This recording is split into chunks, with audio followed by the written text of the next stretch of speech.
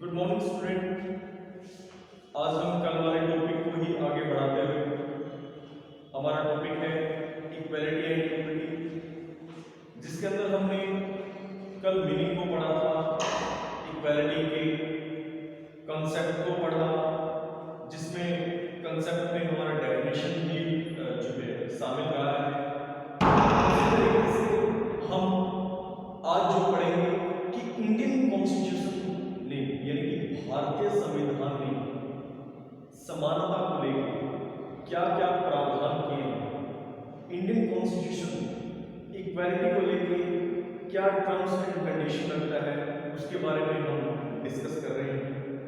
सबसे पहले आर्टिकल 14 वो क्या कहता है कि राज्य में कानून के सम्मुख सभी व्यक्ति क्या है, समान है। कानून के दायरे में जो व्यक्ति आता है वो कानून की दृष्टि में समान रहेगा। इसके साथ साथ इसको इनकार नहीं किया जा सकता कि राज्य की ओर से प्रत्येक व्यक्ति समान है। उसके बाद धारा 15 के अंदर क्या कहा गया है, धर्म, संप्रदाय, लिंग, क्षेत्र या जन्म स्थान के आधार पर होने वाले सभी प्रकार के भेदभावों को निरुत्साहित करती है। यानी कि धर्म, जाति, लिंग के आधार पर किसी भी व्यक्ति के साथ कोई भेदभाव नहीं किया जाएगा, वो व्यक्ति कानून की दृष्टि में समान है। ऐसे ही धारा 16 में कहा गया है कि विशेष रूप से सार्वजनिक नियुक्तियों के विषय में अवसर की समानता में ये प्रावधान है कि व्यक्तियों को 16 के अंदर सार्वजनिक नियुक्तियों में विशेष विषयों में अवसरों की समानता है। ऐसे ही धारा 45 बताती है कि सरकार जब तक बच्चे को 14 वर्ष के लिए यानी कि 14 वर्ष तक के बालक के लिए निःशुल्क और अनिवार्य शिक्षा का प्रावधान है, ठीक है। उसी के अकॉर्डिंग धारा 46 के अकॉर्डिंग क्या कहा गया है कि जो कमजोर वर्ग के बालक या विशेष रूप से अनुसूचित जातियों, जनजातियों या कबीलाई लोगों के लिए शैक्षणिक एवं आर्थिक हितों को सावधानी पूर्वक क्या देगी, बढ़ावा देगी और सामाजिक न्याय एवं सभी प्रकार के शोषण से संरक्षण प्रदान करेगी। तो ये जो है इंडियन कॉन्स्टिट्यूशन के अंदर कुछ प्रावधान जो है शामिल किए गए हैं, जो समानता के महत्व को और भी बढ़ाते हैं। ऐसे ही नेक्स्ट हम इसी टॉपिक के अंदर और आगे बढ़ रहे हैं, जिसमें भारत में शिक्षा में समानता एवं निष्पक्षता को प्राप्त करने के लिए किए गए प्रयास आज हम इस टॉपिक पर पढ़ेंगे। यानी कि भारत में शिक्षा में समानता एवं निष्पक्षता लाने के लिए क्या क्या प्रयास किए गए हैं, उनके बारे में हम डिस्कस करते हैं। Efforts made in India to achieve equality and equity in education. देखिए, सबसे पहले मैं आपको बता दूं कि स्वतंत्रता प्राप्ति के पश्चात शिक्षा में समानता एवं निष्पक्षता की समस्याएं का समाधान किया गया, क्योंकि उससे पहले भारतीय स्वतंत्र होने से पहले, भारत को स्वतंत्रता मिलने से पहले हम काफी पिछड़े हुए थे। एजुकेशन में भी काफी हम पिछड़े हुए थे। एजुकेशन में अगर देखा जाए तो हम अपने आप को बहुत ही बैक पाते थे, पिछड़ा हुआ पाते थे, क्योंकि हमारा देश, हमारा राष्ट्र कई वर्षों तक हम जो है ब्रिटिश एम्पायर के अधीन रहे और वो लोग नहीं चाहते थे कि इंडिया का टैलेंट आगे आए, इंडिया का टैलेंट किसी विशेष ख्याति को प्राप्त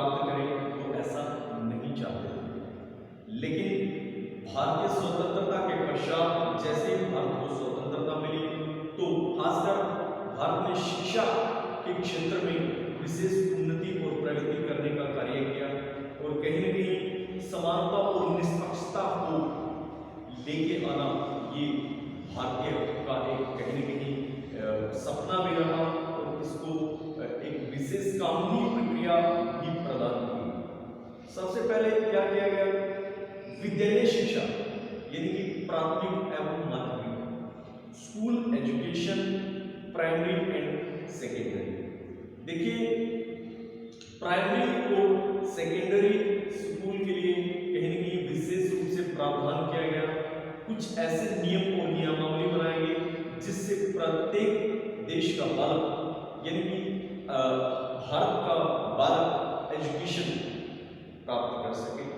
और कहीं न कहीं उसके लिए क्या प्रावधान किया गया, सबसे पहले बच्चे सार्वजनिक विद्यालय व्यवस्था यानी कि कॉमन स्कूल सिस्टम।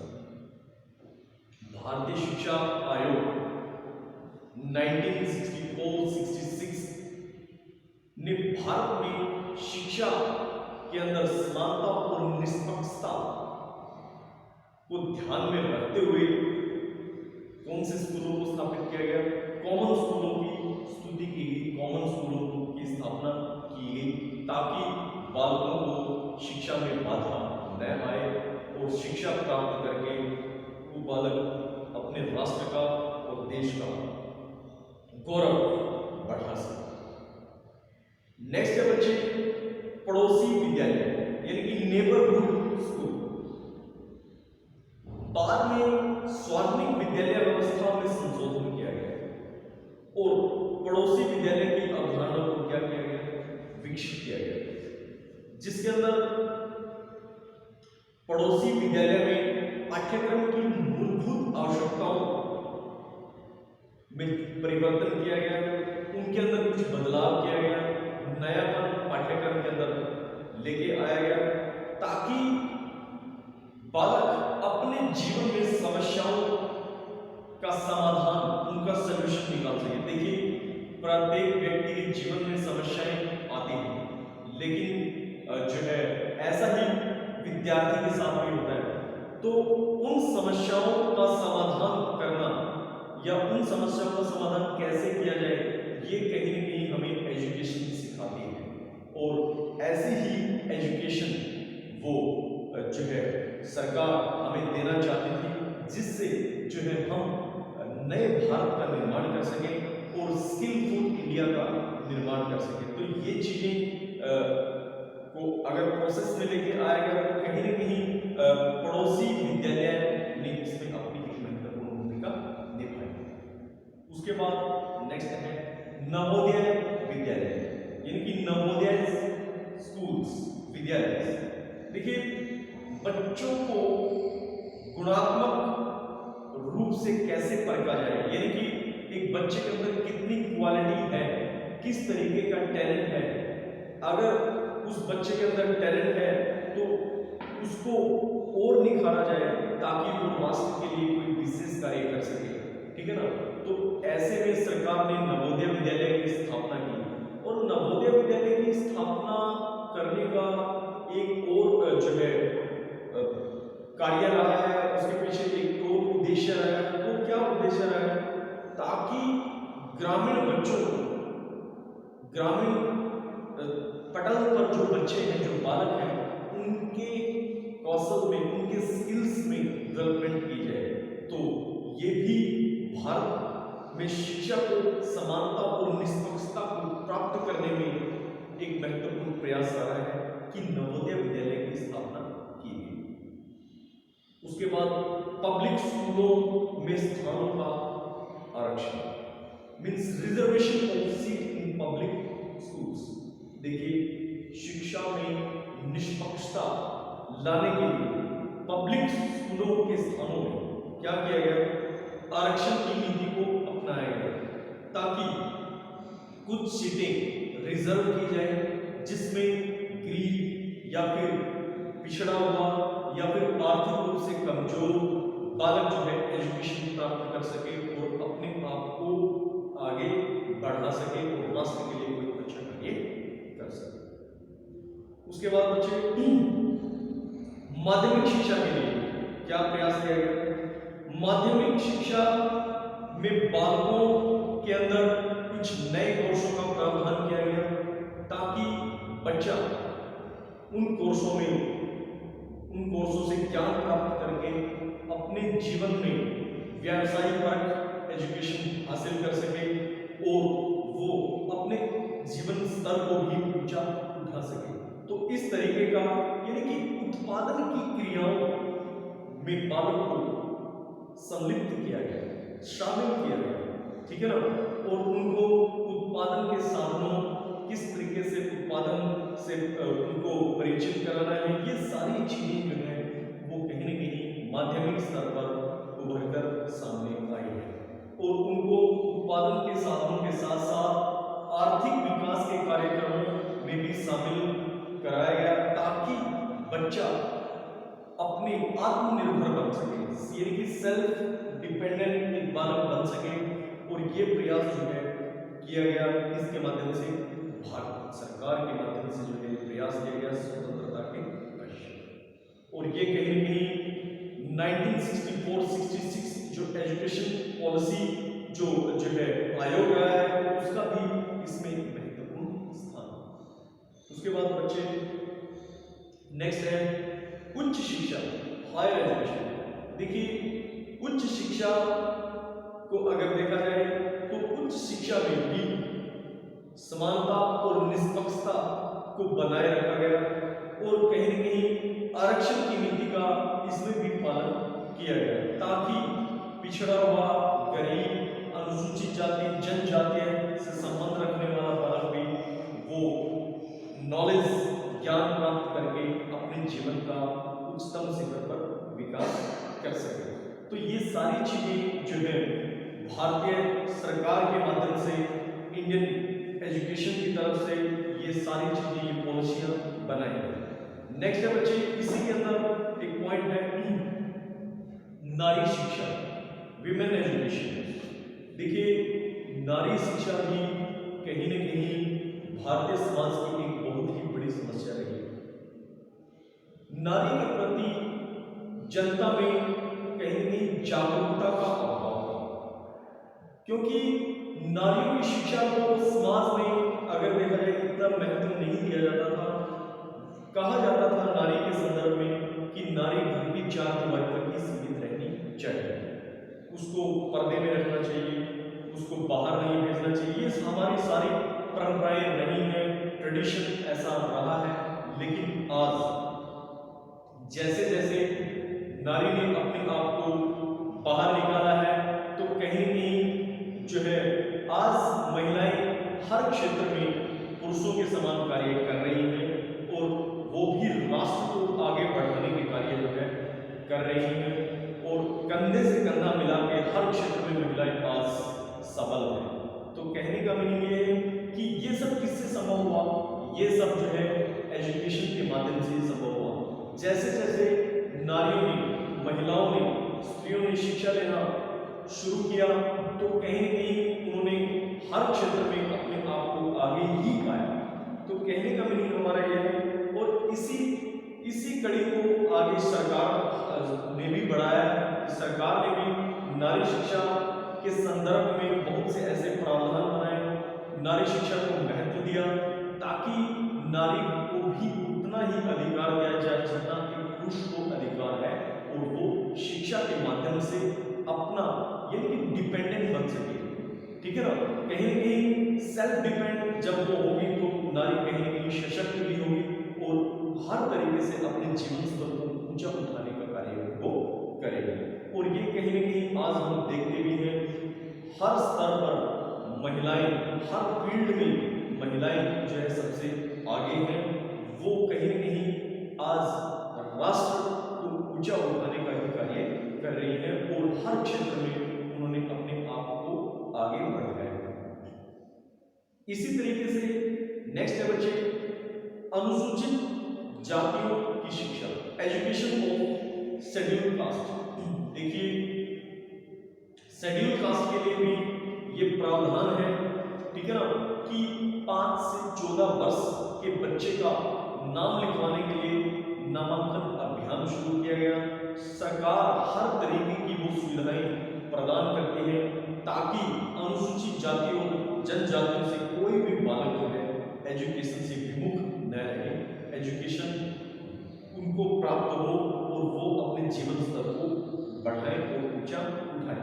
इसके लिए सरकार ने बहुत से विद्यालयों, आंगनवाड़ी केंद्र और प्रौढ़ केंद्रों का निर्माण किया ताकि हर वर्ग, हर आयु, हर अवस्था में जो है व्यक्ति, विद्यार्थी पढ़ सके और अपने जीवन स्तर को ऊंचा उठा सके। इसके साथ साथ अनुसूचित जातियों के बच्चों को भी अधिक से अधिक सुविधाएं देगी ताकि वो भी अपने जीवन स्तर को आगे बढ़ा सके। इसके साथ साथ नेक्स्ट है बच्चे विकलांगों के लिए शिक्षा, एजुकेशन फॉर हैंडीकैप। देखिए विकलांग व्यक्ति की दिन प्रतिदिन समस्याएं बढ़ती जा रही थी, जिसकी तरफ सरकार ने विशेष ध्यान दिया, क्योंकि विकलांग भी हमारे समाज का एक बहुत ही महत्वपूर्ण हिस्सा है। क्योंकि यदि हम उनको नकारेंगे तो कहीं न कहीं वो अपराधी प्रवृत्तियों में अपने आप को शामिल कर सकते हैं। तो कहने का मीनिंग ये है कि उनको यदि एजुकेशन दिया जाए, उनको यदि एजुकेशन प्रोवाइड किया जाए तो वो शारीरिक और मानसिक रूप से क्या होंगे, सशक्त होंगे और वो भी अपने जीवन स्तर को आगे बढ़ाने का क्या करेंगे, कार्य करेंगे और अपने जीवन स्तर को ऊंचा उठाने का भी कार्य इसके शिक्षा के माध्यम से वो कर पाएंगे। तो कहने का हमारा मीनिंग है कि विकलांगों के लिए विशेष प्रावधान ये है कि उनको सामान्य बालकों के साथ भी शिक्षा जो है वो प्रदान की जाती है ताकि वो समाज की धारा से जुड़े रहे, समाज की धारा से कटे न रहे। इसके लिए उनके लिए छात्रा आवासों का भी प्रावधान है और उनको हर प्रकार की शिक्षा, जिस भी फील्ड में वो जाना चाहे, चाहे व्यावसायिक स्तर पर, चाहे वो तकनीकी शिक्षा में, चाहे वो मेडिकल की एजुकेशन प्राप्त करना चाहे, तो हर प्रकार की उनको शिक्षा का प्रावधान सरकार देती है। इसके साथ साथ विकलांगों के लिए छात्रावास की सुविधाएं भी बहुतायत मात्रा में हम देखते हैं और सरकार ने विशेष रूप से ये प्रावधान भी किया है। तो कहने का मीनिंग हमारा ये है कि विकलांगों के लिए शिक्षा उतनी ही आवश्यक है जितना कि एक सामान्य मानव के लिए शिक्षा। आज हम देखते हैं बहुत से ऐसे एग्जाम्पल हम अपने सामने देखते हैं कि ये इन्होंने अपने आप को, विकलांग बालकों ने भी अपने आप को देश को आगे बढ़ाने के लिए बहुत प्रयास किए हैं और हर तरीके से वो सशक्त और सफल भी हुए। इसके बाद नेक्स्ट है प्रौढ़ शिक्षा, एडल्ट एजुकेशन। देखिए औपचारिक शिक्षण संस्थानों में 15 से 35 वर्ष की आयु के लिए अशिक्षित जो बालक, विद्यार्थी या व्यक्ति रह जाते हैं, उनके लिए भी 1986 की पॉलिसी में प्रौढ़ शिक्षा का प्रावधान है। वो भी अपने आप को क्या कर सकते हैं, शिक्षित कर सकते हैं और समाज का एक विशेष हिस्सा वो भी अपने आप को बना सकते हैं। साथ साथ कोई भी पेशा, चाहे वो व्यावसायिक शिक्षा का भी प्रावधान है, हर तरीके की शिक्षा का प्रावधान प्रौढ़ों के लिए भी जो है सरकार ने किया है। क्योंकि बहुत सी शिक्षा नीतियां ऐसी जो है गवर्नमेंट ने बनाई है जिसमें हर वर्ग को ध्यान में रखते हुए ये प्रावधान किया है कि कोई भी व्यक्ति, कोई भी विद्यार्थी जो है वो शिक्षा से अछूता न रहे। नेक्स्ट और लास्ट हेडिंग है इसमें बच्चे, वो है पत्राचार शिक्षा, मींस डिस्टेंस एजुकेशन। देखिए शिक्षा में समानता, वो विवेकशीलता प्रदान करने के लिए पत्राचार की सुविधाएं जो है गवर्नमेंट ने हमें दी है। यदि कोई व्यक्ति, कोई विद्यार्थी अगर वो कंटिन्यू अपनी स्टडी को नहीं कर सकता तो पत्राचार के माध्यम से भी वो एजुकेशन प्रोवाइड कर सकता है, एजुकेशन ले सकता है। इसके लिए बहुत सी संस्थाएं कार्यरत हैं। इंदिरा गांधी, जिसको हम इग्नू यूनिवर्सिटी यानी कि ओपन यूनिवर्सिटी भी बोलते हैं, Indira Gandhi open national university जो है उसको बोला जाता है। मींस इंदिरा गांधी राष्ट्रीय मुक्त विश्वविद्यालय 1985 में ये खुला और इसके साथ साथ ये जो है कहीं न कहीं पत्राचार की के माध्यम से बालकों को लाभान्वित करता है और हर स्तर पर जो है एजुकेशन देने में बालकों को ये सक्षम है। तो आज सरकार का ये प्रयास है कि कोई भी विद्यार्थी यदि वो शिक्षा लेना चाहता है तो उसके लिए हर प्रकार के अवसर वो खुले हुए हैं। अगर वो किसी भी तरीके से एजुकेशन लेना चाहता है तो वो ले सकता है। और ये जो पत्राचार शिक्षा है इससे बहुत से विद्यार्थी नामांकित हो रहे हैं, वो अपना कार्य भी करते हैं, साथ साथ अपनी एजुकेशन भी ले रहे हैं और वो अपने आप को ग्रो भी कर रहे हैं। और कहीं ना कहीं इस माध्यम से भी बहुत से टैलेंटेड विद्यार्थी निकले हैं जो हर तरीके से राष्ट्र और समाज को नई दिशा और दशा प्रदान करते हैं। तो आज के लिए इतना ही, यहाँ पे हमारा टॉपिक भी बच्चे फिनिश हो रहा है। Thank you.